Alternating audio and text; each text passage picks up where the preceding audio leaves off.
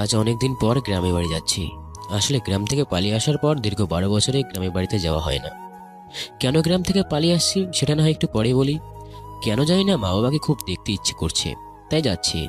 হয়তোবা মা বাবাও আমাকে চিনতে পারবে না, কারণ আমি তো আর আগের আমি নেই, অনেকটাই পরিবর্তন হয়ে গেছি। এই যা, আপনাদের তো আমার পরিচয় দেওয়া হয়নি, তাহলে চলুন আগে আমার পরিচয় পর্বটা দিয়ে দিই। আমি হলাম রাজ। এই রে, বাস চলে আসছে, আপনাদের সঙ্গে পরে কথা হবে, আগে বাসে উঠে পড়ি। তারপর বাসে উঠে সিটে বসে পড়ি। সিটে বসতেই দু চোখ বন্ধ করতেই সেই 12 বছর আগের কাহিনীগুলো চোখের সামনে ভেসে উঠতে লাগলো। আমি তখন অষ্টম শ্রেণীতে পড়ি। লেখাপড়ায় অনেক ভালো ছিলাম। আমি ছিলাম সব শিক্ষকের চোখের মণি। পড়ালেখায় ভালো ছিলাম বলে সবাই আমাকে খুব ভালোবাসতেন। একদিন আমি স্কুলে যাওয়ার পথে রিয়া, আমার ক্লাসমেট, আমার পথ আটকায়। এই রাজ, দাঁড়াও। বলো, কি বলবে?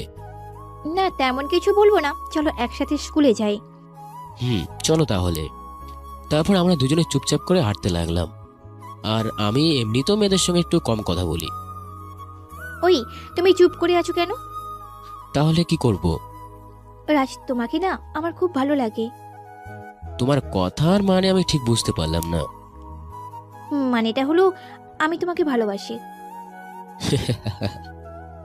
হাসছো কেন তুমি? আমি কি কোনো হাসির কথা বলেছি নাকি? তা না হলে কি? এই, আমাদের বয়স কত, হ্যাঁ? আর তাছাড়া ভালোবাসা কি সেটা তো এখনো তো বুঝি না। মানে? দেখো, প্রেম ভালোবাসা বাদ দিয়ে সামনে পরীক্ষা, সেদিকে মন দাও, বুঝলে? এই কথা বলে আমি একাই স্কুলে চলে আসি, কিন্তু রিয়া আর আসেনি। তারপর আমি ক্লাস করতে থাকলাম। তখন একজন লোক এসে বলে বাবা নাকি আমাকে তাড়াতাড়ি বাড়িতে যেতে বলেছে। তাই আমি বাড়ির উদ্দেশ্যে রওনা দিলাম। বাড়িতে এসে দেখি আমাদের বাসায় অনেক মানুষ। আমি ভাবলাম হয়তোবা তারা বাবার কাছে আসছে, কারণ আমার বাবা ছিলেন একজন চেয়ারম্যান। তাই আমি সেই দিকে খেয়াল না দিয়ে সোজা ঘরে ঢুকতে যাব। তখনই দেখি রিয়াও আমাদের বাসায়। কি ব্যাপার, রিয়া এখানে কেন? কিছুই তো বুঝতে পারছি না। সামনে তাকিয়ে দেখি আমার দিকে বাবার রাগে দৃষ্টিতে তাকিয়ে আছে। বাবার এমন তাকানো দেখে আমি অনেকটা ভয় পেয়ে গেলাম। তারপর বাবা আমার কাছে এসে কষে একটা চড় মারলেন এবং বলতে লাগলেন, তুই আমার ছেলে হয়ে এত বাজে একটা কাজ করবি ভাবতেও পারি নাই আমি। ওই, তোর বয়স কত, হ্যাঁ? যে এমন বাজে চিন্তা তোর মাথায় আসলো কি করে? আমি মুখে হাত দিয়ে দাঁড়িয়ে আছি। তুই যে আমার ছেলে সেটা বলতে এখন আমার লজ্জা হচ্ছে। বাবা, আমি কি করেছি যার জন্য তুমি আমাকে এভাবে মারছো? এত বড় অপরাধ করে আবার জিজ্ঞেস করা হচ্ছে কি করেছিস? ওই, তুই রিয়াকে কেন বাজে কথা বলছিস, তার উপর আবার ছি ছি, আমি আর মুখে আনতে পারছি না। যা বাবা, আমি আবার রিয়াকে কখন বাজে কথা বলছি? দেখুন চেয়ারম্যান সাহেব, আপনার ছেলে বলে আজ এই অল্প বয়সে বাজে কাজ করার সাহস পাইছে, তাই আমরা সকলেই আপনার কাছ থেকে ন্যায় বিচার চাই। শুনুন, আপনারা সবাই জানেন যে আমি কোনো অবিচার করি না। আর আজ তাই নিজের ছেলে যেহেতু অপরাধ করছে, তাই তার সময়ও ন্যায় বিচার করব। বাবা, বিশ্বাস করো, আমি রিয়াকে কোনো কিছুই বাজে কথা বলিনি। চুপ কর শয়তান, তোর জন্য আমার মান সম্মান যা আছে সব গেছে। আমি আর তোর একটা কথাও শুনতে চাই না। আমি আর কিছু বললাম না, কারণ আমার কথা কেউ এখন বিশ্বাস করবে না। রিয়ার দিকে তাকিয়ে দেখি সে আমার দিকে তাকিয়ে মিটিমিটি হাসছে। শুনুন সবাই, যেহেতু রিয়া ও রাজ দুজনেই এখন ছোট, তাই তাদের প্রাপ্ত বয়স হলে রিয়ার সাথে রাজের বিয়ে দেওয়া হবে। তারপর বাবার কথা শুনে সবাই হাসি মুখে বাসা থেকে যে যার বাসায় চলে গেলেন। সবাই যাওয়ার পর বাবা আমাকে রুমে আটকে লাঠি দিয়ে অনেক মারছিল। আমি শুধু চিৎকার করে বলছিলাম, বাবা আমি কিছুই করিনি। কিন্তু বাবা আমার কোনো কথা শুনছিলেন না। মা বাবাকে অনেক বলার পর আমাকে আর মারলেন না। বিশ্বাস করো মা, আমি কিছুই করিনি। আমি জানি বাবা, তুই এসব কখনো করতে পারিস না। তারপরে আমি রাতে ঠিক করলাম আমি আর এই গ্রামে থাকবো না। তাই রাতের আধারেই গ্রাম থেকে পালিয়ে যাই। ভাইজান, নামবেন না? ও হ্যাঁ, পুরোনো কথা ভাবতে ভাবতে কখন যে চলে আসছি টেরই পাইনি। তারপরে বাস থেকে নেমে আশেপাশে তাকিয়ে দেখলাম গ্রামটা আগের থেকে অনেকটা পরিবর্তন হয়ে গেছে। কিছু যেন চিনতেই পারছি না। তারপর রাস্তার ধারে হাঁটতে লাগলাম।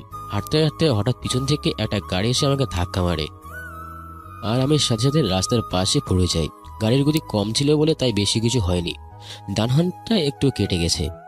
তারপর গাড়ি থেকে একজন মধ্যবয়স্ক লোক আমার কাছে এসে বললেন, আরে বাবা, তুমি ঠিক আছো তো? আমি লোকটার মুখের দিকে তাকিয়ে অবাক হয়ে গেলাম, কারণ এই লোকটাই তো আমার বাবা।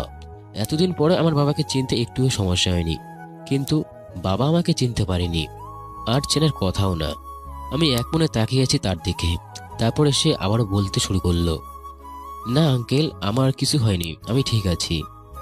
আসলে বাবা মোড়ের উপর তো, তাই আমি খেয়াল করতে পারি নাই। তোমার কিছু হয় নাই তো?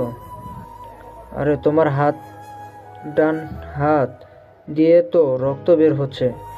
দেখি হাতটা দেখিয়ে দাও তো। আমি হাতটা এগিয়ে দিতেই গিয়ে থেমে গেলাম, কারণ আমার হাতে একটা জন্মের দাগ আছে। দেখলে বাবা আমাকে ঠিকই চিনতে পারবে। তাই আমি বললাম, না আঙ্কেল, সমস্যা নেই, হালকা একটু কেটেছে, ওতে কিছু হবে না। কোনো ক্ষতকে ছোট করে দেখতে নেই, চলো তোমাকে ডাক্তারের কাছে নিয়ে যাই। তারপর অনেক জোরাজোরি করার পর ডাক্তারের কাছে গেলাম। ডাক্তারকে বললাম ডান হাতে যে এমনভাবে ব্যান্ডেজ করে দেবে যেন আমার হাতের জন্মের দাগটা যেন দেখা না যায়। ডাক্তারও তাই করলো। ব্যান্ডেজ করা শেষে বাইরে আসতেই বাবা বললেন, দেখছো, তুমি বললে ছোট একটু কাটছে, তাহলে এত বড় ব্যান্ডেজ কেন? আসলে আঙ্কেল, পুরো কথা বলতে না দিয়েই। বুঝতে পারছি, তুমি আমাকে মিথ্যে বলেছ। তা তোমাকে তো এই গ্রামে নতুন দেখছি, কার বাড়িতে বেড়াতে এসেছো? না আঙ্কেল, আমি শহরে থাকি আর গ্রামে ঘুরতে আসছিলাম। ও আচ্ছা। আচ্ছা আঙ্কেল, এখানে থাকার মতো কোনো ভালো হোটেল আছে কি? কেন হোটেল খুঁজতেছো? যে কয়েকদিন থাকবো সে কয়েকদিন থাকার জন্য একটা জায়গা দরকার, তাই ভাবছিলাম একটা হোটেলে থাকবো। আরে হোটেলেই থাকবে কেন? তুমি হচ্ছ আমাদের গ্রামের মেহমান, তাই তুমি আজ থেকে আমার বাড়িতে থাকবে। না আঙ্কেল, আমি আপনার বাসায় থাকতে পারবো না। আরে কেন পারবে না? আর আমার কারণে তোমার হাতের এই অবস্থা, তাই তুমি যদি আমার বাড়িতে থাকো তাহলে আমার নিজেকে আর অপরাধী মনে হবে না। আচ্ছা ঠিক আছে। বাবার কথা শুনে না করতে পারলাম না। তাছাড়া মার কাছ থেকে দেখার জন্য একটা বড় সুযোগ পাবো। তারপর গাড়িতে উঠে বাড়ির উদ্দেশ্যে রওনা হলাম। বাড়িতে পৌঁছানো মাত্রই আমাদের দিকে একটা মহিলা আসতে লাগলো। আমি তার মুখ দেখে চিনতে পারলাম এটাই আমার মা। তারপর মা বললেন, তোমার আসতে এত দেরি হলো কেন? আর বলো না, পথে একটা অ্যাক্সিডেন্ট হয়। সে কি, তোমার কিছু হয়নি তো আবার? না, আমার কিছু হয় নাই। তা তুমি কে বাবা? আমি মাকে সালাম করে বললাম। আমাকে সম্পূর্ণ কথা বলতে না দিয়ে বাবা বললেন, আরে এর সাথেই তো আমার গাড়ির ধাক্কা লাগে। তা তোমার নামটা কি বাবা? আমার নাম জীবন। মিথ্যা বললাম। দেখলাম মা আমার দিকে এক পলকে তাকিয়ে আছে, কিছু বলছে না। কি হলো? আরে এভাবে কি ছেলেটাকে বাইরে দাঁড়িয়ে থাকবে নাকি ভেতরে নিয়ে যাবে? ওহো, হ্যাঁ হ্যাঁ হ্যাঁ, এসো বাবা, ভেতরে এসো। তা বাবা, তুমি কোথা থেকে এসেছো? জি, ঢাকা থেকে। এর আগেও কি কোনোদিন এই গ্রামে এসেছিলে নাকি? না, এইবারে প্রথম আসলাম। কেন জানি না, তোমাকে দেখে মনে হচ্ছে তুমি আমার আপন কেউ। মার কথা শুনে আমার দু চোখ দিয়ে পানি বেরোতে লাগলো। আমি তাড়াতাড়ি করে চোখের পানিগুলো মুছে ফেললাম। তারপর মা আমাকে একটা রুম দেখিয়ে দিয়ে বললেন, নাও বাবা, তুমি এই রুমটাতেই থাকবে। আচ্ছা। আমি তাহলে আসি কেমন বাবা? তুমি বরং একটু রেস্ট নাও, আর কিছু দরকার হলে আমাকে বলবে কেমন? ঠিক আছে। আবার লজ্জা পেও না যেন। এই কথা বলেই মা চলে গেলেন। আমি রুমে ঢুকে ফ্রেশ হয়ে নিলাম আর ভাবতে লাগলাম, বাড়িতে তো শুধু মা আর বাবাকে দেখছি, তাহলে মিম কোথায়? মিমকে তো দেখছি না। ও, আপনাদের তো বলতে ভুলে গেছি, মিম হলো আমার ছোট বোনের নাম। তারপর একটু পরে রাতে খাবারের জন্য বাবা আমাকে নিচে ডাকছিল। তোমার হাতের অবস্থা এখন কেমন? জি আঙ্কেল, এখন অনেক ভালো আছি। তাহলে চলো একসাথে বসে রাতের খাবার খেতে খেতে কথা বলা যাবে। আচ্ছা আঙ্কেল, চলেন। রাতে খাবারের কথা শুনে মনটা অনেকটা আনন্দে ভরে গেল। আহ, আজ কত বছর পর মায়ের হাতে রান্না খাবো। আমার যে আর তরই সইছে না। খাবারের টেবিলের সামনে গিয়ে আমি তো অবাক। আমি অবাক হওয়ার কারণ আছে। মা ছাড়া আবারও খাবারের টেবিলে দুজন মেয়ে বসছিল, কিন্তু আমি তো কাউকে চিনতে পারছি না। আমি যেতেই তারা আমার দিকে কেমন করে যেন তাকিয়ে আছে। ও হো বাবা, তুমি এসেছো? নাও নাও বসো। তারপর আমি একটা চেয়ার টেনে বসে পড়লাম। আমার সামনে একটা মেয়েও আছে, কিন্তু আমি চিনতে পারছি না। আর তাছাড়া এরা দুজন কারা? মাথা নিচু করে খাবার খাচ্ছিলাম, এমন সময় বাবা বললেন, ও, তোমাকে তো বাড়ির সবার সাথে পরিচয় করিয়ে দেওয়া হয় নাই। শোনো বাবা, এ হচ্ছে আমার মেয়ে। আমার সামনে যে মেয়েটা বসেছিল তার পাশের জনকে দেখিয়ে দিয়ে বললেন, বাহ, আমার সেই আদরের ছোট বোনটা আজ কত বড় হয়ে গেছে। মনে মনে বললাম, এটা যদি মিম হয় তাহলে আমার সামনে যে মেয়েটা বসে আছে তাহলে সেটা কে? আমার যতদূর মনে আছে আমার তো আর কোনো বোন ছিল না, তাহলে এই মেয়েটা কে? খাবার খাচ্ছি আর এসব ভাবছি, তখনই বাবা সেই মেয়েটাকে দেখিয়ে দিয়ে বললেন, আর এ হচ্ছে এ বাড়ির বউ, মানে আমার ছেলের বউ। বাবার কথা শুনে আমি অবাক হয়ে গেলাম।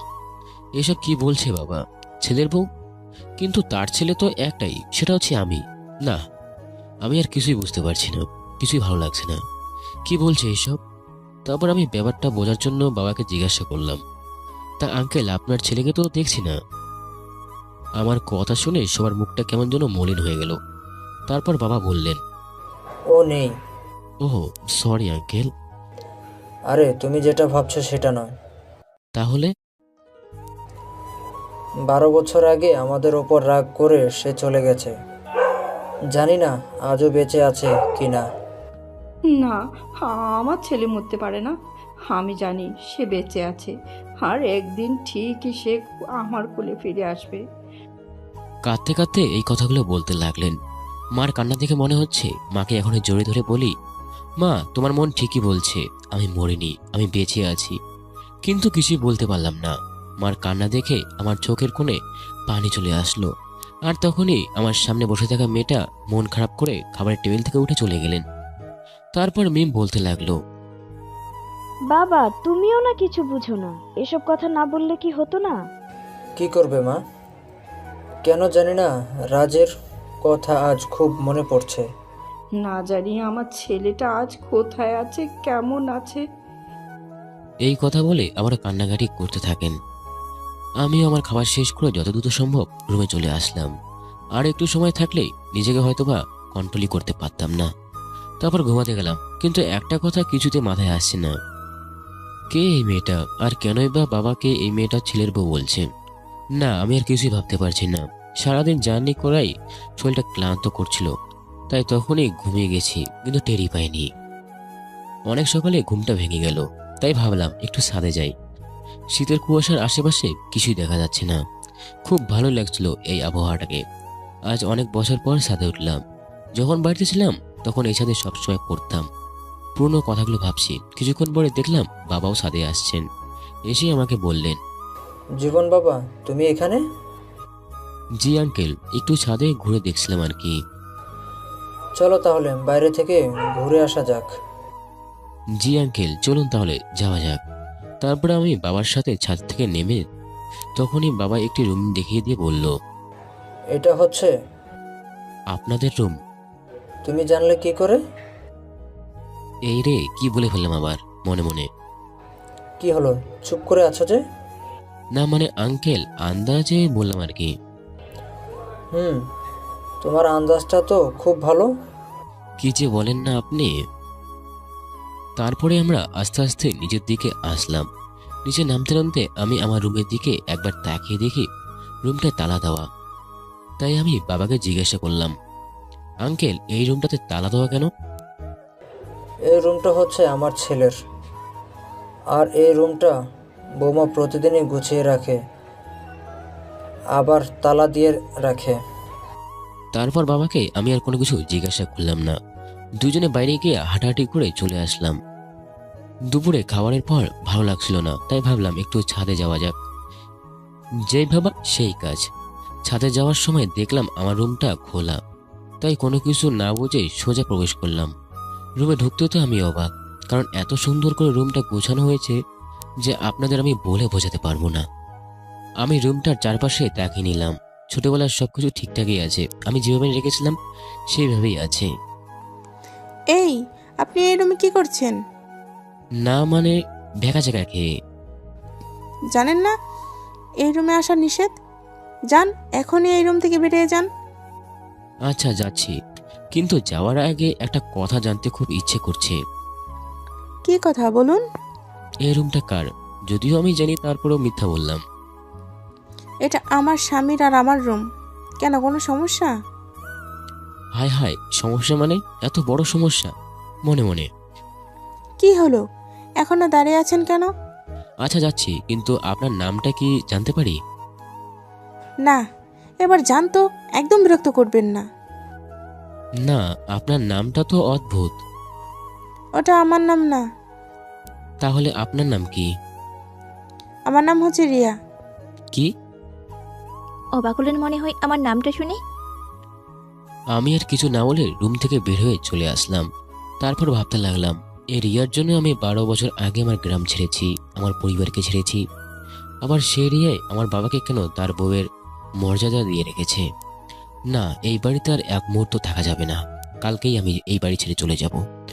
যদিও বা এতদিন পর বাবা মা বোনের কাছে পেয়েছি, এতটুকুই আমার কাছে অনেক। রাতের বেলা আর খাওয়া দাওয়া না করে ঘুমিয়ে গেলাম। সকালে হঠাৎ কে যেন ভাইয়া বলে চিৎকার করলো। আমি চোখ খুলে দেখি মিম। আরে আপনি এত সকালে আমার রুমে? কি হলো, কথা বলছেন না কেন? ভাইয়া, আরে কি করছেন? আর কে আপনার ভাইয়া? আমি তো জীবন। তুমি আমার সেই হারিয়ে যাওয়া ভাই রাজ। আরে আপনার কথা ভুল হচ্ছে, আমি আপনার ভাইয়া নই। কি? আমি ভুল করছি? তাহলে এই দাগটা কিসের? এই রে, এখন কি বলি? কাল রাতে তো ব্যান্ডেজ করতে ভুলে গেছিলাম মনে মনে। কি হলো বল, চুপ করে আছিস কেন? এটা কেটে যাওয়ার দাগ। না, কেটে যাওয়ার দাগ এমন হয় না। আরে হ্যাঁ, ছোটবেলায় আমার কেটে গিয়েছিল, সেই দাগ হবে হয়তো। আচ্ছা, একটু দাঁড়াও। এই কথা বলে চলে গেল। একটু পর হাতে কি যেন নিয়ে আসলো, এসেই বলল, এটা কি? এই ছোট ছেলের হাতের দাগের সাথে দেখি আমারও হাতের দাগের মিল আছে। শুধু দাগের মিল না, এই ছবিটাও তোমার। আরে না। আচ্ছা, তুমি আমার মাথায় হাত রেখে সত্যি কথা বলো তো, যে তুমি আমার সেই হারিয়ে যাওয়া ভাই রাজ না। এখন আমি কি বলবো কিছুই বুঝতে পারছি না, তাই ওর মাথা থেকে হাত সরিয়ে নিলাম। কি হলো, কিছু বলছিস না কেন? আমি জানি তুই কিছু বলতে পারবি না, কারণ তুই আমার সেই ভাই রাজ। হ্যাঁ রে পাগলি, আমি তো সেই হারিয়ে যাওয়া ভাই। মিমকে জড়িয়ে ধরে, বাবা মা তোমরা কোথায়? এই রে, কি করছিস তুই? মা বাবাই কেন ডাকছিস? কতদিন পর তোমাকে পেয়েছি, এই খুশির খবরটা বাবা মাকে দিতে হবে না? না, তুই মা বাবা এমনকি কাউকে এই কথাটা বলতে পারবি না। আর যদি বলিস তাহলে আমি এখান থেকে চলে যাব, আর কোনো দিনও ফিরে আসবো না। না ভাইয়া, না, প্লিজ তুই আর এমন কথা বলিস না। আমি কাউকে বলবো না, কিন্তু তুই আমাদের ছেড়ে কোথাও যাসনি। কি হয়েছে রে মিম, এত চিৎকার করলি কেন? দেখো না মা, ভাইয়া বলছে সে নাকি নাস্তা করবে না। কেন বাবা, কি হয়েছে? নাস্তা করবে না কেন? না মানে শরীরটা ভালো লাগছে না। তা বললে কি করে হয় বাবা, রাতেও তুমি কিছু খাওনি, এখন কিছু খেয়ে নাও, দেখবে ভালো লাগবে। আচ্ছা আন্টি, আপনারা যান, আমি আসছি। বাবা, তাড়াতাড়ি এসো। এই কথা বলে তারা সবাই চলে গেল, কিন্তু মিম আমার দিকে অদ্ভুত দৃষ্টিতে তাকিয়ে আছে। তাই দেখে আমি ওকে বললাম, কি রে, এমন করে তাকিয়ে আছিস কেন? ভাইয়া তুই কি, হ্যাঁ? মানে কি বলছিস আবোল তাবোল? তোর কি কষ্ট হয় না? আমার আবার কিসের কষ্ট? এতগুলো বছর পর বাবা মাকে কাছে পেয়েও তাদেরকে বাবা মা বলে ডাকতে পারছিস না, এতে তো কষ্ট হচ্ছে না? কষ্ট হলেও বা কি আর করার আছে? ভাইয়া তুই বাবা মাকে সত্য কথা বলে দে, জানিস বাবা মা তোর জন্য কত কষ্ট পায়। সেই সময় এখনো আসেনি রে বোন, আসলে বলে দেব। আচ্ছা, তুই তাড়াতাড়ি ফ্রেশ হয়ে আয়। এই কথা বলে মিম চলে গেল। আর আমি ফ্রেশ হতে চলে গেলাম। তারপর ফ্রেশ হয়ে সবাই নাস্তে করে একটু রেস্ট নিলাম। বিকেলে মিম এসে বলল, ভাইয়া চলো আমরা ঘুরতে যাব। কোথায় যাবি? চলো তোমাকে গ্রাম ঘুরাই দেখাই। আচ্ছা চল তাহলে। এই কি করছিস? কেন, আমি আবার কি করলাম? হাতের ব্যান্ডেজ কোথায়? এই রে, একদম মনে ছিল না। এই অবস্থায় বাইরে গেলে তো আমি ধরা পড়ে যেতাম। এখন ব্যান্ডেজটা করে নাও। তারপরে মিমের সাথে গ্রাম ঘুরতে গেলাম। গ্রামটা আসলে অনেকটা পরিবর্তন হয়ে গেছে। আচ্ছা মিম, একটা কথা বলবি? কি কথা ভাইয়া? রিয়া কেন আমাদের বাসায়, আর কেনই বা তাকে আমার বউ বলছে? সে অনেক কথা। তাহলে বল আমাকে। তুমি যেদিন রাতে বাড়ি থেকে চলে গেলে, মা যখন সকালে দেখলো তুমি রুমে নেই, তখন মা চিৎকার দিয়ে আমাদের সবাইকে ডাকে। রাজের বাবা, কোথায় তুমি? তাড়াতাড়ি এদিকে আসো। কি হয়েছে? সাত সকালে এত চিৎকার করছো কেন? রাজ রুম খুলছে না, এত ডাকলাম। কি বলো, এসো দেখি, সরো। তুমি একটু দেখো তো। রাজা বাবা, রাজ, দরজা খোল বাবা। কি হলো আমার ছেলে? দরজা খুলছে না কেন? হয়তো ঘুমায় আছে। ঘুমিয়ে থাকলেও তো এত ডাকার পরও কেন খুলছে না? আমার ছেলেটা আবার কিছু হলো না তো? কি সব আবল তাবল বলছো? চুপ করো তো। তোমায় বললাম ছেলেটাকে এত মেরো না। আহ, চুপ করে থাকতে পারো না একটু? দেখি দরজাটা ভেঙে ফেলি। দরজা ভাঙার পর এ কি, রুমে তো কেউ নেই। রাজ, রাজ বাবা আমার, কোথায় তুই? না, রুমে কোথাও তো নেই। তাহলে ছেলেটা গেল কোথায়? এদিকে এসো। কি হয়েছে? জানাটা ভাঙা কেন? তাই তো দেখছি। তবে কি রাজ, বলো কি তবে? রাজ কি বাড়ি থেকে চলে গেছে? না, আমার ছেলে আমাকে ছেড়ে কোথাও যেতে পারে না। তুমি একটু শান্ত হও, আমি দেখছি কি করা যায়। আমি কিছু শুনতে চাই না। তুমি যেভাবে পারো আমার ছেলেকে আমার কাছে খুঁজে এনে দাও। তারপর বাবা গ্রামের সব জায়গায় লোক পাঠিয়ে দিল তাকে খোঁজার জন্য। আস্তে আস্তে গ্রামের সবাই জেনে গেল তুই বাসা থেকে পালিয়ে গিয়েছিস। মা বাবা এমনকি প্রত্যেকটা গ্রামের মানুষ তোকে খুঁজছে।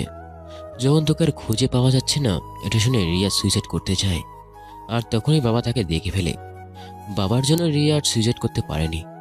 পরে যখন বাবা ওর কাছে জানতে চায়, যে তখন সে তার সাথে সব ঘটনাগুলো সত্য খুলে বলে। এটা শুনে রিয়ার বাবা তো রিয়াকে অনেক মারতে থাকে। তারপর বাবা বলেন, এ কি, কি করছেন আপনি? এসব, ওকে মারছেন কেন? চেয়ারম্যান সাহেব, আপনি সরে যান। ওকে তো আমি আজ মেরেই ফেলবো। এমন মেয়ে বেঁচে থাকার কোনো দরকার নাই। আপনি জানেন না রিয়া আমার বাড়ির বউ? তার উপর ওর গায়ে আপনি হাত তুলছেন? বাবার কথা শুনে সবাই অবাক হয়ে গেলেন। এত কিছুর পরেও এই কথা বলছেন, হয়তো কখনো কেউ ভাবতেও পারেনি। এ কি বলছেন আপনি? এর জন্য আপনার নিরাপদ? ছেলে আজ বাড়ি ছাড়া। সে যাই হোক না কেন, ও ছোট মানুষ, না বুঝে এসব করছে। আর আমি জানি আমার ছেলে একদিন ঠিকই আমাদের কাছে ফিরে আসবে।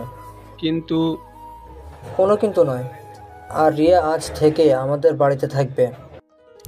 তারপর বাবা রিয়াকে আমাদের বাসায় নিয়ে আসেন।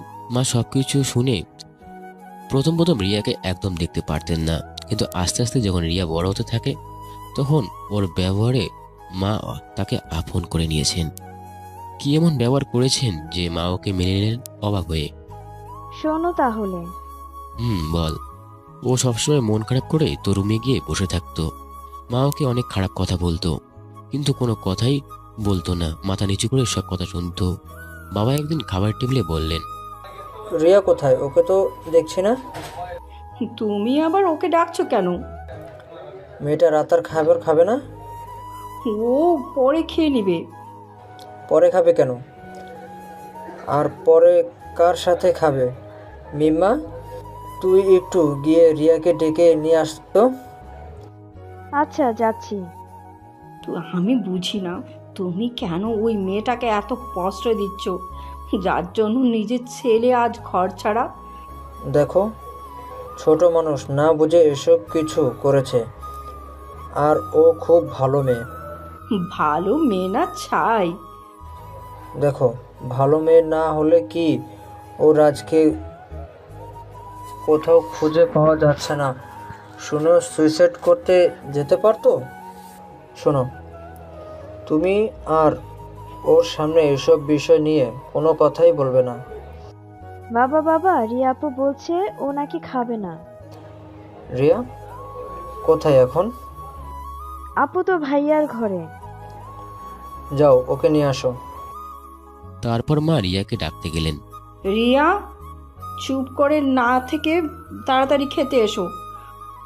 তারপর রিয়া মার পিছন পিছন খাবার টেবিলে চলে আসলো। তারপর বাবা বললেন, দেখ মা, এভাবে না থেকে কাল থেকে আবার স্কুলে যাবে, বুঝলি? রিয়া আর কোনো কথা বলেনি, এভাবে লেখাপড়া শেষ করলো। আর বাবা একদিন রিয়াকে ডেকে বললে, মারে, অনেক বছরই তো হলো, রাজের কোনো খোঁজ খবর কিছুই নেই, তাই বলছিলাম কি। মা আবার কি বলবে।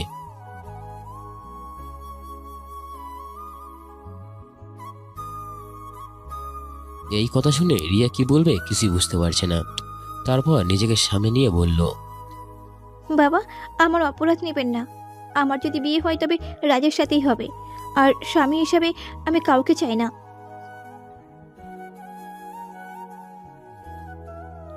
তাহলে আমি এইভাবে চিরটা কাল ওর জন্যই অপেক্ষা করব। তবে এই জীবনের আজকে ছাড়া আমি আর অন্য কাউকে বিয়ে করতে পারবো না। এই কথাগুলো বলে রিয়া কাঁদতে কাঁদতে চলে গেল। দেখলে রাজের মা, মেয়েটা রাজকে কতটা ভালোবাসে। দেখতেই তো পাচ্ছি। মেয়েটা সেই ছোটবেলা থেকে রাজের স্মৃতি আঁকড়ে ধরে বেঁচে আছে। হ্যাঁ মা, আর সব সময় ভাইয়ার ছবি ধরে কাঁদতে থাকে। জানি না ছেলেটা কোথায় আছে, শুধু দোয়া করি যেখানেই থাকুক না কেন সে ভালো থাকুক যেন। এরপর থেকে মা আর কোনোদিনও রিয়ার সাথে খারাপ ব্যবহার করতো না, সবসময় নিজের কাছে রাখতো। এই ভাইয়া, তোর আবার কি হলো? না কিছু না, আচ্ছা চল।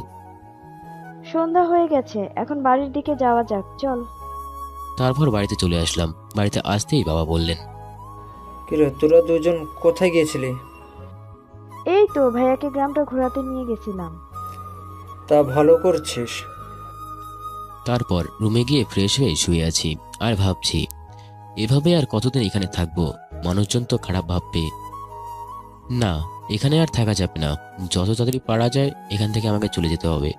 রাতে খাবারের সময় আমি বাবাকে বললাম, আঙ্কেল আমি কালকে চলে যেতে চাই। সে কি বাবা, আর কটা দিন থেকে যাও?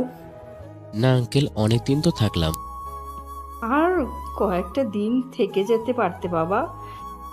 মা, মন তো চাই সারা জীবন তোমাদের সঙ্গে থেকে যাই, কিন্তু আমি তো সেটা পারবো না। কি হলো বাবা, চুপ করে আছো কেন? না আঙ্কেল, অনেকদিন তো হয়ে গেল। তাছাড়া ঢাকায় তো অনেক কাজ আছে, সেখান থেকে কালকে কল করেছিল আমায় যেতে হবে। আচ্ছা, দরকার হলে যাও, তবে ছুটি পেলে কিন্তু অবশ্যই আমাদের গ্রামে বেড়াতে আসবে, কেমন? তারপর খাওয়া দাওয়া শেষ করে আমি আমার রুমে চলে গেলাম। একটু পরে মিম আসলো, এসেই বলতে লাগলো, ভাইয়া তুই সত্যি আমাদের ছেড়ে চলে যাবি? হ্যাঁ রে বোন, আমাকে যেতে হবে। ভাইয়া তাহলে কি তুই আর আসবি না? কে বলেছে রে পাগলি আমি আর আসবো না? আমি প্রায় প্রায় আসবো। তুই কি মা বাবার উপর এখনো রেগে আছিস? না রে, রেগে থাকবো কেন? তাহলে তাদেরকে তুই কেন বলছিস না যে তুই আমাদের সেই হারিয়ে যাওয়া রাজ ভাইয়া? কে বলেছে বলবো না? বলবো তো, এরপরে যখন আসবো তখন ঠিকই বলবো। তারপর মিমকে বিদায় দিলাম। সকালে চলে যেতে হবে, এটা ভাবে রাতে আর ঠিক মতো ঘুমাতে পারছি না। মনের ভিতর যেন একটা ঝড় বয়ে যাচ্ছে। এই কয়েকদিন এখানে কাটানোর সময়গুলো ভাবতে লাগলাম। এইসব ভাবতে ভাবতে কখন যে ঘুমিয়ে গেছি মনেই নেই। সকালে ঘুম থেকে উঠে হালকা নাস্তা করে রওনা দিলাম। মা, আমি যাই, ভালো থাকবেন, সালাম কর। যায় বলতে নেই, বুঝলে বাবা, বলো আসি। মা, আমি এখন আসি। চোখের কোণে পানি চলে আসলো। চলো, আমি তোমাকে বাস স্ট্যান্ড পর্যন্ত পৌঁছে দিয়ে আসি। না আঙ্কেল, আমি একাই যেতে পারবো। আরে চলো তো, আর কোনো কথা নয়। পাগলি বোন আমার, আমি এবার আসি, আর ভালোভাবে লেখাপড়া করিস। ভাইয়া তুমিও আবার এসো কিন্তু। আসবো তো। তারপর বাবা আমাকে বাস স্ট্যান্ড পর্যন্ত এগিয়ে দিতে আসলেন। আমি বাসের টিকিট সংগ্রহ করে বাবাকে বিদে দিয়ে বাসে উঠতে যাব, তখনই দেখলাম বাবা রাস্তা পার হচ্ছেন এবং একটা গাড়ি চলে আসলো। আমি দৌড়ে গিয়ে বাবাকে ধাক্কা দিয়ে সরে দিলাম, আর গাড়িটায় সোজা এসে আমাকে ধাক্কা মারলো, আর আমি রাস্তার একপাশে পড়ে গেলাম। আস্তে আস্তে আমার চোখের সামনে সবকিছু ঝাপসা হতে লাগলো এবং আমার দু চোখের পাতা বন্ধ হয়ে গেল। পরে আর কিছু মনে নেই। যখন চোখ খুললাম, নিজেকে হাসপাতালে বেডে আবিষ্কার করলাম। তারপর দেখলাম আমার মাথার কাছে একটা মেয়ে বসে আছে। আমার চোখ খোলা দেখে সে দৌড়ে বাইরে চলে গেল। একটু পরে দেখলাম কয়েকজন মানুষ এবং ডাক্তার আমার দিকে এগিয়ে আসছে। তারা আমার কাছে আসতে আমি বললাম, এ কি, আপনারা কারা, আর আমি এখানে কেন? ডাক্তার সাহেব, ও এমন বলছে কেন? ডাক্তার দাঁড়ান, আমি দেখছি। তারপর সে আমার কাছে এসে জিজ্ঞাসা করলো, ঠিক করে দেখুন তো, কাউকে চিনতে পারছেন না? না, সত্যি কথা বলছি, আমি কাউকে চিনতে পারছি না। এরা কারা? ভাইয়া সত্যি তুমি আমাদের কাউকে চিনতে পারছো না? আপনি কে, আর আপনি আমাকে ভাইয়া বলছেন কেন? বাবা ঠিক করে দেখ, আমি তোর মা। না, আমি আপনাদের কাউকে চিনতে পারছি না। ডাক্তার, আপনি একটু দেখেন, আমার ছেলে আমাদের কাউকে চিনতে পারছে না কেন? আমার মনে হয় মাথায় অতিরিক্ত আঘাত পাওয়ার কারণে ওর স্মৃতি নষ্ট হয়ে গেছে, এই জন্য সে আপনাদের কাউকেই চিনতে পারছে না। তাহলে কি ও আমাদের কোনোদিনও চিনতে পারবে না? দেখুন, এটা এখন সঠিকভাবে বলা যাচ্ছে না। এত বছর পর ছেলেটাকে পেলাম, তারপরও সে আমাদের চিনতে পারবে না। তাহলে ওকে আমরা কবে বাড়ি নিয়ে যেতে পারবি? আজই নিয়ে যেতে পারেন, তবে তাকে দেখার জন্য সব সময় একজনকে থাকতে হবে। আমি থাকবো ওর সাথে সব সময়, এতে কোনো সমস্যা হবে না। আর তাছাড়া আমরা তো সবাই আছি। রাজ, এনারা হচ্ছে তোমার মা বাবা। কে রাজ? তুমিই তো রাজ। না, আমি রাজ না। তাহলে তোমার নাম কি? আমার নাম কি? আমার নাম আর আমি কিছুই তো মনে করতে পারছি না। মাথায় হাত দিয়ে। দেখুন, ওনাকে এত চাপ দিবেন না, আস্তে আস্তে সবকিছু মনে করানোর চিন্তা করুন। ভাইয়া আমাকে দেখো, আমি তোমার ছোট বোন। না, আমার তো কোনো বোন নেই। আমি কে? শোনো রাজ, শান্ত হও। এনারা হচ্ছে তোমার মা বাবা, তাদের সাথে তুমি এখন বাড়িতে যাবে। কিন্তু আমি তো তাদের চিনি না। আমি তো বলছি, তাই না? আর আমিও তো তোমাকে চিনি। আচ্ছা, তাহলে আমি যাব। তারপর সকলের সাথে বাইরে চলে আসলাম। এটা কি আপনাদের বাড়ি? এটা শুধু আমাদের বাড়ি না, এটা তোমারও বাড়ি। রিয়া আর মিম, তোরা দুইজন ওকে ওর রুমে নিয়ে যা, আর ওকে সব সময় খেয়াল রাখবি। আপনি কোনো চিন্তা করবেন না মা। ভাইয়া চলো। তারপর আমাকে একটা রুমে নিয়ে যাওয়া হলো। বাহ, রুমটা তো খুব সুন্দর। কে থাকে এখানে? এটা তো তোমারই রুম, কেন তোমার মনে নেই? এটা আমার রুম, কিন্তু আমার তো কোনো কিছু মনে আসছে না। আচ্ছা, তোমার কিছু মনে করতে হবে না, তুমি এখন রেস্ট নাও, কেমন? আমরা পরে আসবো। তারপর তারা দুজন চলে গেলেন। আমি শুয়ে শুয়ে ভাবছি, আমি কে, আমি কি আগেও এখানে এসেছি কি না? এরা কারা? এরা কি সত্যি আমার পরিবার? না, আমি কিছুই মনে করতে পারছি না। মাথাটা ভীষণ ব্যথা করছে। কখন যে ঘুমিয়ে গেছে টেরি পাইনি। একটু পরে মনে হলো কে যেন আমার মাথায় হাত বুলিয়ে দিচ্ছে। আমি চোখ খুলে দেখি রিয়া আমার মাথায় হাত বুলিয়ে দিচ্ছে। আরে আরে, কি করছেন? কেন তোমার ভালো লাগছে না? আপনি এখানে কেন? রাতের খাবার খেতে চলো। আচ্ছা, আপনি যান, আমি ফ্রেশ হয়ে আসছি। না, আমি তোমাকে নিয়েই যাব। আচ্ছা, ওনারা যদি আমার মা বাবা আর বোন হন, তাহলে আপনিও কি আমার বোন হন নাকি? কি? আমি তোমার বোন হতে যাব কেন? হ্যাঁ, তাহলে কে আপনি? আরে গাধা, আমি তো তোমার বউ হই। আমি আবার বিয়ে করলাম কবে? আমার তো কোনো কিছু মনে আসে না। তোমাকে কিছু মনে করা লাগবে না, যাও এখন তাড়াতাড়ি ফ্রেশ হয়ে আসো। কিন্তু আবার কিন্তু যাও বলছি। তারপর আমি ফ্রেশ হতে চলে গেলাম। ফ্রেশ হয়ে নিচে খাবারের টেবিলের কাছে আসতেই মা বলল, বাবা তুই এসেছিস, বস এখানে। দেখ আমি তো সব প্রিয় খাবার রান্না করেছি। তারপর আমি খেতে লাগলাম। সত্যি খাবারগুলো অনেক ভালো হয়েছে। মনে হচ্ছে এর আগেও আমি অনেকবার এই খাবারগুলো খেয়েছি। খাবারগুলো শেষ হলেই সবাই মিলে আমাকে আমার রুমের কাছে নিয়ে আসলো। বাবা তুই শুয়ে থাক কেমন, আমরা গেলাম। আর কিছু দরকার হলে আমাদের ডাকিস। মা তুমি গিয়ে শুয়ে থাকো। আর তাছাড়া আমি আর ভাবি তো আছি, তাই না? হ্যাঁ, তোরা খেয়াল রাখিস। এই বলে বাবা মা চলে যেতে লাগলেন। এমন সময় বাবা বললেন, মিম, এই নে তোর ভাইয়ের মোবাইলটা অ্যাক্সিডেন্টের সময় ওর পকেট থেকে পড়ে গিয়েছিল। মোবাইলটা তো বন্ধ হয়ে গেছে মনে হয়, চার্জ নেই। আমি বরং আমার রুমে গিয়ে চার্জে লাগিয়ে দিয়ে আসি। মিম, তুমিও যাও, গিয়ে শুয়ে থাকো। আর তুমি কি করবে? আমি আর একটুখানি এখানে থাকি। না ভাবি, এ কদিন তুমিও অনেক কষ্ট করেছো। আর তাছাড়া ভাইয়া তো ঘুমিয়েই গেছে, তাই না? তাই তুমিও চলো, শুয়ে একটু রেস্ট নিবে। তারপর রিয়া আর মিম তাদের রুমে শুতে গেলেন। আচ্ছা ভাবি, তুমি বিছানাটা ঠিক করো, আমি দেখি ভাইয়ার মোবাইলটা ভালো আছে কিনা।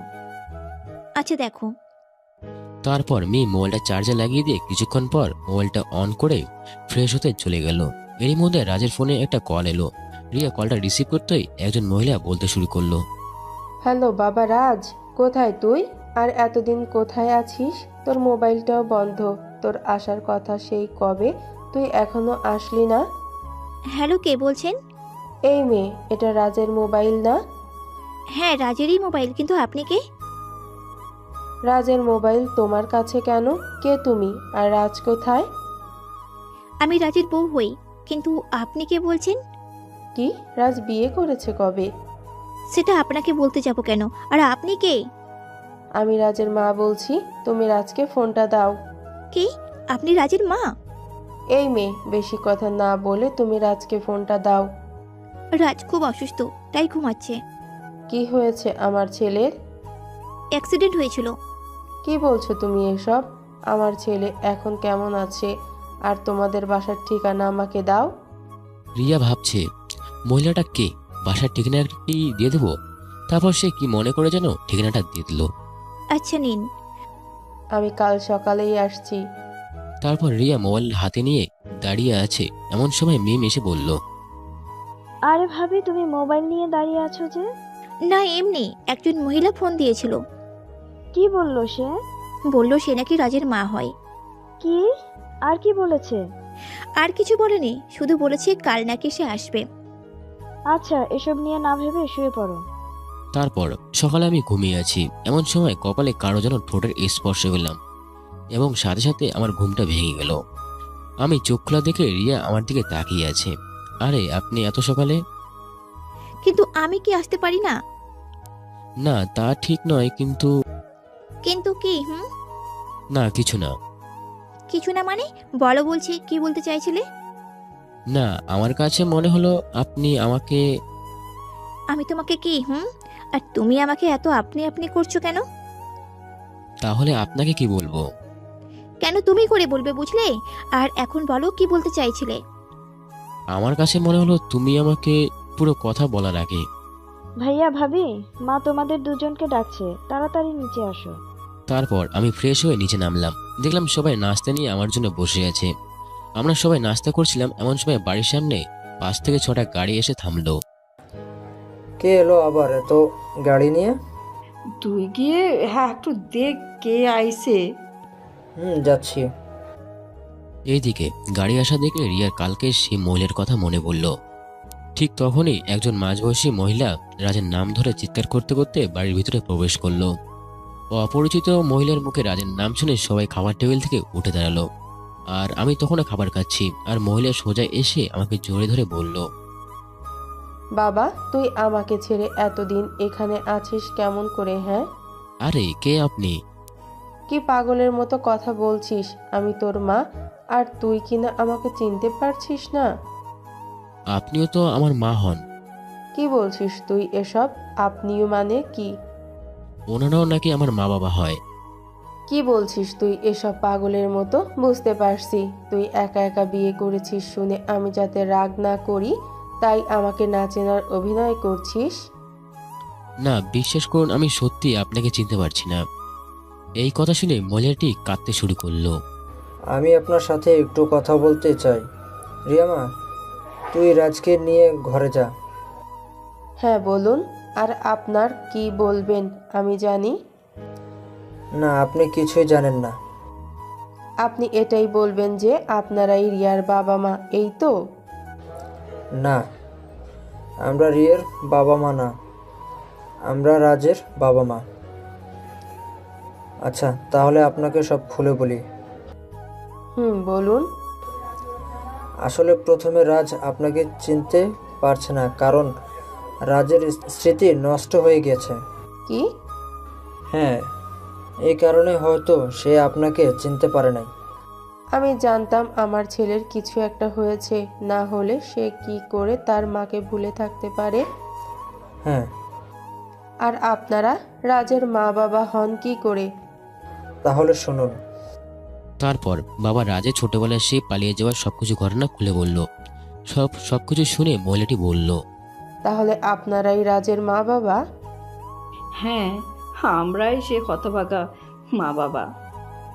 আমি একদিন গাড়িতে করে যাচ্ছিলাম, হঠাৎ আমার গাড়ির সাথে রাজের ধাক্কা লাগে। গাড়ির গতি বেশি ছিল না, তাই ওর বেশি কিছু হয়নি, শুধু ওর পায়ে আঘাত পাইছিল। পরে ওকে আমি হাসপাতালে নিয়ে চিকিৎসা করাই। রুগীকে কে আছে? আমি আছি। ওর কি বেশি কিছু হয়েছে ডাক্তার? রুগীর কে আছেন? না, বেশি কিছু হয়নি, শুধু পায়ে একটু আঘাত পেয়েছে। তা কয়দিন রেস্ট নিলে ঠিক হয়ে যাবে। আমি কি এখন ওর সাথে দেখা করতে পারি? হ্যাঁ, যান। বাবা, তোমার বাসার ঠিকানা দাও, আমি তোমাকে পৌঁছে দিয়ে আসি। আমার ঢাকা শহরে আপন বলতে কেউ নেই। তাহলে তুমি এখন থাকো কোথায়? আমি আজই এখানে এসেছি। আর তোমার মা বাবা? তারপরে আমার সাথে ঘটে যাওয়া সব ঘটনা খুলে বললাম। বাবা, তুমি কাজটা একদম ঠিক করনি। এতে তোমার মা বাবা কত কষ্ট পাবে তা একটাবার ভেবে দেখেছো? তা আমি জানি না, কিন্তু আমি আর তাদের কাছে ফিরে যেতে চাই না।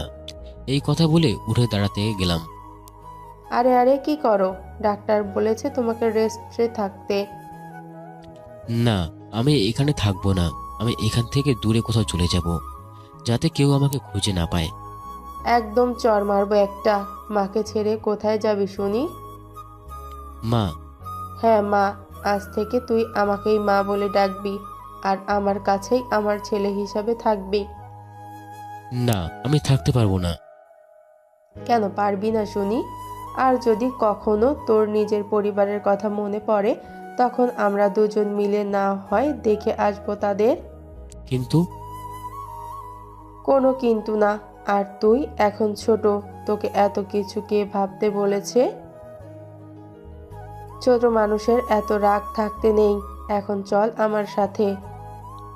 আচ্ছা, তাহলে আমি আপনাকে নতুন মা বলে ডাকবো, কেমন? তোমার যেটা খুশি সেটা বলে ডেকো। তারপরে আর কি, মা বাবা ছেড়ে এসে নতুন একটা মা পেলাম। এরপরে একটি গাড়িতে করে আমরা যাচ্ছি। গাড়িটা বড় বাড়ির সামনে এসে থামলো। গাড়িটা থামতে 5 থেকে 6 জন লোক এসে বলতে লাগলেন, ম্যাডাম ম্যাডাম, কোথায় ছিলেন আপনি? সারাদিন অফিসেও যাননি। আরে আরে, সব পরে বলছি। তোমরা সবাই মিলে আমার ছেলেটাকে ধরে নিয়ে যেতে সাহায্য করো। নতুন মার কথা শুনে সবাই অবাক হয়ে যায়, আমার দিকে তাকিয়ে আছে। কি হলো, সবাই এভাবে দাঁড়িয়ে আছো কেন? তারপরে সবাই মিলে আমাকে ধরে নিয়ে একটা রুমের ভিতরে নিয়ে গেল। তারপর নতুন মা আমার কাছে এসে বলল, আজ থেকে এটা তোর রুম। আমি চুপ। কিরে চুপ করে আছিস কেন? রুমটা পছন্দ হয় নাই? না হলে বল, অন্য রুম নিয়ে যাই। না, পছন্দ হবে না কেন, খুব পছন্দ হয়েছে। কাঁদতে কাঁদতে, তাহলে কাঁদছিস কেন? তুমি এত ভালো কেন নতুন মা? অপরিচিত একটা ছেলেকে নিজের সন্তান বলে অধিকার দিলে। দূর বোকা, এখন এই পৃথিবীতে আমার বেঁচে থাকার একমাত্র তুই সম্বল। তুই এখন একটু রেস্ট নে, আর কিছু দরকার হলে আমাকে ডাক দিস, কেমন? এই কথা বলে নতুন মা চলে গেলেন। আর আমি শুয়ে শুয়ে ভাবছি, কি এই পৃথিবীতে নিয়ম কানুন। মা বাবা আর ছোট বোনের জন্য মনটা খুব কাছে, কিন্তু আমি তাদের কাছে আর ফিরে যেতে চাই না। যদি কখনো বড় হই তাহলে যাবো তাদের দেখা করতে, যাতে কেউ আমাকে চিনতে না পারে। এইসব কথা ভাবতে ভাবতে কখন যে ঘুমিয়ে গেছি টেরি পাইনি। সকালে নতুন মা এসে আমার ঘুম ভাঙালো। আচ্ছা বাবা, কথায় কথায় তো তোর নামটাই জানা হলো না। কি নাম তোর? মা বাবা তো নাম দিয়েছিল রাজ, এখন তুমি আমাকে নতুন করে নাম দাও। না, আমার ছেলের নাম রাজি থাকবে। আচ্ছা। বলেছিলাম কি, চল তোর দেশে যাই। তোর মা বাবা তোকে না পেয়ে কষ্ট পাবে। নতুন মা, তুমি যদি এই কথা বলো, আমি কিন্তু এখান থেকে কেন, এই পৃথিবী ছেড়ে চলে যাব। বেশি বড় হয়ে গেছিস না? আর যদি বাজে কথা বলতে দেখি তাহলে কিন্তু। নতুন মা আর কিছু বলতে পারলেন না, শুধু আমাকে ধরে কাঁদতে লাগলেন। তোর পায়ে ব্যথা কমেছে বাবা? এখন অনেকটা কম। তুই বস, আমি তোর জন্য খাবার নিয়ে আসি। পরে নতুন মা খাবার আনতে গেলেন। আমিও আস্তে আস্তে নিচের দিকে যাচ্ছি। বাহ, বাড়িটা তো অনেক বড়। রাত্রেবেলায় টেরি পাইনি। এরপরে নতুন মা আমাকে স্কুলে ভর্তি করিয়ে দেয়। আমি লেখাপড়া শেষ করি। এই ছিল আমার ছোটবেলাকার ঘটনা। এখন বর্তমানে ফেরা যাক। শুনলেন তো রাজের ছোট কালের কাহিনী। তাহলে এবার আপনারাই বলুন, রাজ যে আপনাদের ছেলে, তাকে চিনলেন কেমন করে? ভাইয়া আমাকে নিজেই বলেছে। আর তাছাড়া ওর হাতেও একটা জন্মদাগ আছে, সেটা দেখে ওর বাবা ওকে চিনেছিল হাসপাতালে নেওয়ার সময়। আমিও ভাইয়ার হাতে এই দাগ দেখেই চিনতে পেরেছিলাম, কিন্তু ভাইয়া আমাকে তার পরিচয় সবাইকে বলতে মানা করছিল, তাই আমিও সবাইকে বলি নাই। হ্যাঁ, আপনারা ঠিকই বলেছেন। রাজও আমাকে একদিন বলেছিল যে ও বড় হয়ে গেলেও ওর এই জন্মদাগ দেখে ওর পরিবার ওকে ঠিকই চিনতে পারবে। আমার ছেলে জন্মদাগ আর আমি চিনব না? যদি প্রথম দিকে জানতে পারতাম তাহলে কি ওকে আর যেতে দিতাম? মা, রাজকে ঘুম পাড়িয়ে দিয়ে আসলাম। আচ্ছা, ভালো করেছিস। এটা তাহলে রাজের বউ? তাহলে এখন আমি নীলাকে কি বলবো? নীলাকে? আসলে নীলার সাথে আমি রাজের বিয়ে ঠিক করেছিলাম। রাজ কি রাজি ছিল? ও রাজি থাকা আর না থাকা সমান কথা। আপনার কথা কিছু বুঝলাম না। কারণ ও আমার সিদ্ধান্তের ওপর কখনো কোনো কথা বলেনি। তাহলে আপনি নীলার সাথে রাজের বিয়ে দিয়েন। আমার আর রাজের বিয়ে তখনও হয়নি। বিয়ে হয়নি মানে? ওর কথা তো আমি কিছুই বুঝলাম না। আসলে রাজের সাথে রিয়ার সেই ছোটকালে বিয়ে ঠিক করে রাখছিল তার বাবা। মেয়েটাকে অনেক চেষ্টা করেছিলাম অন্য কোথাও বিয়ে দেওয়ার জন্য, কিন্তু কিছুতেই রাজি হয় নাই। আমি এও বলেছিলাম যে রাজ যদি আর কোনোদিন ফিরে না আসে তখন কি করবি, কিন্তু তার ওই এক কথাই, সে রাজকে ছাড়া আর কাউকেই বিয়ে করতে পারবে না। এখন আমি কি করি নীলা? মেয়েটা ওর যে রাজকে বড্ড ভালোবাসে, এখন তাকে আমি কি বলি? দেখুন, আপনি যেটা ভালো মনে করবেন। রাজের ব্যাপারে সিদ্ধান্ত এখন আপনিও নেবেন। এখন শুধু একটাই অপেক্ষা, রাজ যেন আবার আগের মতো ঠিক হয়ে যায়। তাহলে আজ আমি বরং আসি। সে কি যায়? মানে আপনি এখানেই থাকেন? আর রাজ তো আপনারই ছেলে। হ্যাঁ, আপনাকে আর কোথাও যাওয়া লাগবে না। রাজ সুস্থ হওয়া পর্যন্ত আপনিও আমাদের সাথে থাকবেন। সেটা হয় না। রাজ অনেক দিন অফিসে যায় না, তাই অফিসেও অনেক কাজ বাকি আছে। সেগুলো আমি ঠিক করে আবার 2-3 দিন পরে আসব। আচ্ছা, যান তাহলে। এরপরে নতুন মা চলে গেলেন। ভাবি, তুমি কাঁদছো? কই না তো। ভাবি, আমি সবই বুঝতে পারছি তোমার উপর দিয়ে এখন কি যাচ্ছে। রিয়ার কোনো কথা না বলে মিমকে জড়িয়ে ধরে কাঁদতে লাগলো। প্লিজ ভাবি, তুমি কেঁদো না। এতদিন যার পথ চেয়ে বসেছিলাম আজ তাকে কাছে পেয়েও হারাতে হচ্ছে। আমি বেঁচে থাকতে রাজকে অন্যের হাতে দেখতে পারবো না। ভাবি, আজে বাজে কথা বলো না। দেখো, আল্লাহ যা করে ভালোর জন্যই করে। আর অন্যদিকে নতুন মা নীলাকে রাজের সম্পর্কে সব কথা খুলে বললেন, কিন্তু সেও রাজকে ছাড়তে চায় না। তারও একটি কথা, জীবন থাকতে রাজকে হারাতে পারবে না এবং খুব জেদি ধরনের। রাজকে সে ঢাকায় এনে চিকিৎসা করবে। পরের দিনই নীলা আর নতুন মা দুজনেই রাজের কাছে চলে আসে। বাড়ির ভিতরে ঢুকতেই রাজ, রাজ কোথায় তুমি? নীলার চিৎকার শুনে সবাই বাইরে চলে আসে। আরে, আপনি আসছেন, আসুন। আমরা সকালেও আপনার কথা ভাবছিলাম। আমরা এখানে বসতে আসিনি, আমি রাজকে নিতে আসছি। নীলা কি বিয়াদবি হচ্ছে? এরা রাজের আসল বাবা মা। আমি সেটা জানতে চাই না। আমার জন্য রাজের মা শুধু আপনি। মা, তুমি এখানে এসে বসো, আমি রাজকে ডেকে আনছি। আসলে ও এখনো ঘুমিয়ে আছে। না, আপনাকে কষ্ট করতে হবে না। আপনি আমাকে রাজের কাছে নিয়ে চলুন। আচ্ছা, ওকে রাজের রুমে নিয়ে যাও। আসলে কিছু মনে করবেন না, ও একটু রাগী। আচ্ছা মা, তুমি আসো আমার সাথে, আমি তোমাকে রাজের কাছে নিয়ে যাচ্ছি। নীলা মার পিছন পিছন রাজের রুমে চলে যায়। রুমে প্রবেশ করতে দেখে রিয়া রাজের মাথার কাছে এসে বসে আছে। এটা দেখে নীলা রেগে যায়। এই মেয়ে, তুমি কে? হ্যাঁ, আর রাজের কাছে কি? কথা বলছো না কেন? আপনি কে? আর আমাকে এই কথাগুলো কেন বলছেন? আমি নীলা, রাজের হবু বউ। আপনি নীলা? হ্যাঁ। এত সময় নীলা আর রিয়ার কথা শুনে রাজের ঘুম ভেঙে যায়। আপনি কে? আর ওনার সাথে এরকম ভাবে কথা বলছেন কেন? সে কি রাজ, তুমি আমাকে চিনতে পারছো না? না, আপনি কে? ঠিক করে দেখো রাজ, আমি তোমার নীলা। না, আমি সত্যি বলছি, আপনাকে চিনতে পারছি না। আচ্ছা, তোমাকে চিনতে হবে না, চলো আমার সাথে। কথাটা বলেই আমার হাত ধরে বাইরে নিয়ে গেল। আর আমিও সাথে সাথে রিয়ার হাত ধরে বলে ফেললাম এবং বলতে লাগলাম, ছাড়ুন আমাকে। রিয়া, ওনাকে আমার হাত ছাড়তে বলুন। না রাজ, তুমি ওনার সাথে যাও। না, আমি ওনার সাথে যাব না, আমি তোমার সাথে থাকবো। আমার কথা শুনে রিয়া চোখে পানি চলে এলো। রাজ, তুমি ওর হাত ছেড়ে দাও আর আমার সাথে চলো। না, আমি আপনার সাথে যাব না, আপনি পচা। এই কথা বলে দৌড়ে সিঁড়ি বেয়ে নিচে নামতে গেলাম, আর তখনই পা ফসকে নিচে পড়ে গেলাম। পড়ে গিয়ে জ্ঞান হারালাম। চোখ খুলে দেখলাম আমার মাথার এক পাশে রিয়া আর অন্য পাশে নীলা বসে আছে। দুজনেই কান্না করছে। আরে নীলা, তুমি এখানে কিভাবে? আর আমি এখানে কেন? নতুন মা কোথায়? কি রাজ, তুমি আমাকে চিনতে পেরেছো? তোমাকে চিনবো না কেন? আর কি হয়েছিল যে আমার?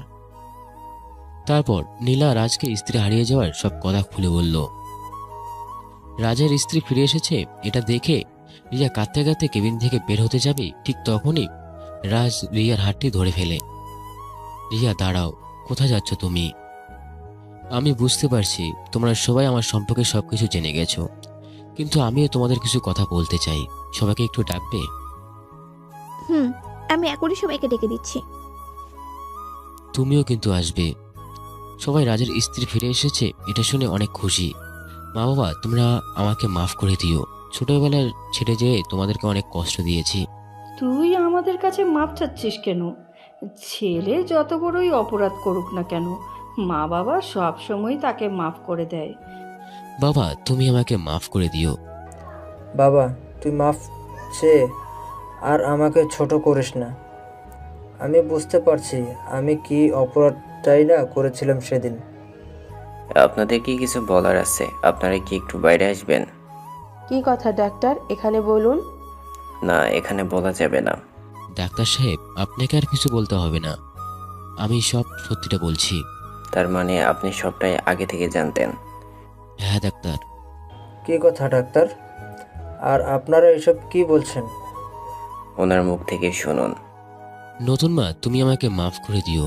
তোমার কাছ থেকে জীবনে কোনো কথাই আমি লুকাইনি, কিন্তু এটা কথা তোমার থেকে আমি লুকাতে পারিনি।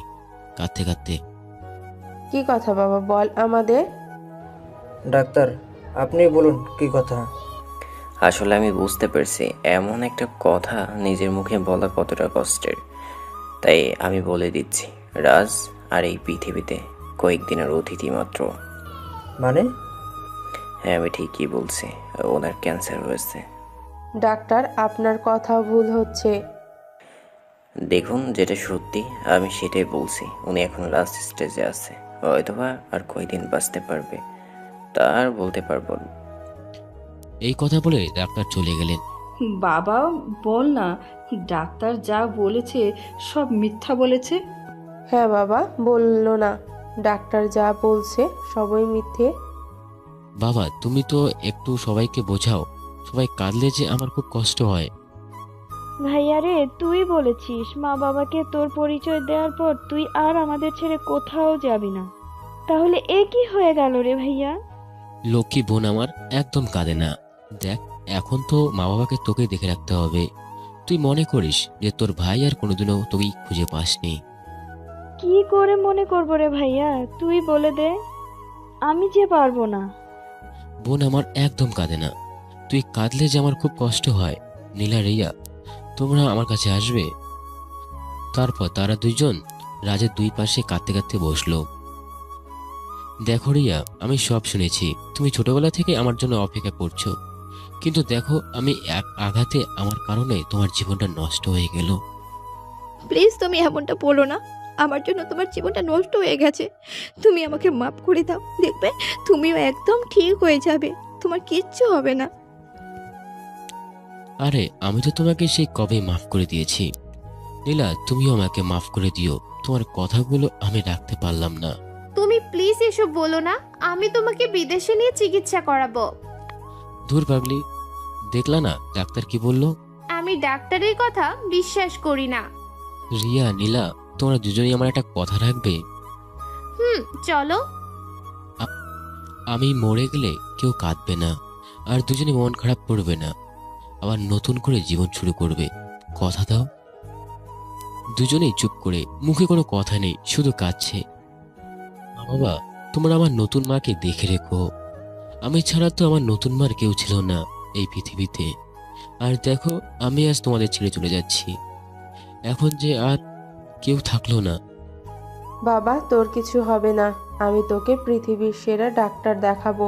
তোকে সুস্থ করার জন্য আমি সব করতে পারি। আমার কি ভাগ্য, এতদিন পর সবাইকে পেলাম। তাদেরকে হারাতে হচ্ছে, হয়তোবা আল্লাহ এমনটা চেয়েছিলেন। আর কিছু বলতে যাব, তখনই আর কোনো কথা বলতে পারলাম না। ডাক্তার, ডাক্তার, তাড়াতাড়ি আসুন। দেখুন আমার ছেলেটা যেন কেমন করছে। ও মাই গড, দেখি আপনারা সবাই বাইরে যান। তারপর আমাকে অপারেশনে থিয়েটারে নিয়ে যাওয়া হয়। প্রায় 2 থেকে 3 ঘন্টা অপারেশন পর ডাক্তার অপারেশন থিয়েটার থেকে বের হয়ে আসলো, কিন্তু তাদের মুখে কোনো হাসি নেই। ডাক্তার বের হওয়ার সাথে সাথেই তারা ডাক্তারকে জিজ্ঞাসা করলো, ডাক্তার রাজ কেমন আছে? সরি, রাজকে আমরা বাঁচাতে পারিনি। রাজ আর এই দুনিয়াতে নেই। হ্যাঁ, রাজ মারা গেছে। রাজ সবাইকে ছেড়ে, মায়া ত্যাগ করে এই পৃথিবী ছেড়ে চলে গেছে নাফরাত দেশে, যেখানে গেলে কেউ আর ফিরে আসে না। ধন্যবাদ। হ্যালো ভিউয়ার্স, তো কিছু কিছু গল্প অসমাপ্তই থেকে যায়। গল্পটা প্রথম দিকটা আমাকে খুব ভালো লাগছিল, কিন্তু শেষের দিকটা যে এমনটা হয়ে যাবে আমি নিজেও কখনো কল্পনা করতে পারিনি। আল্লাহ হাফিজ, ভালো থাকবেন। আমার গল্পটা এরকমই অসমাপ্ত।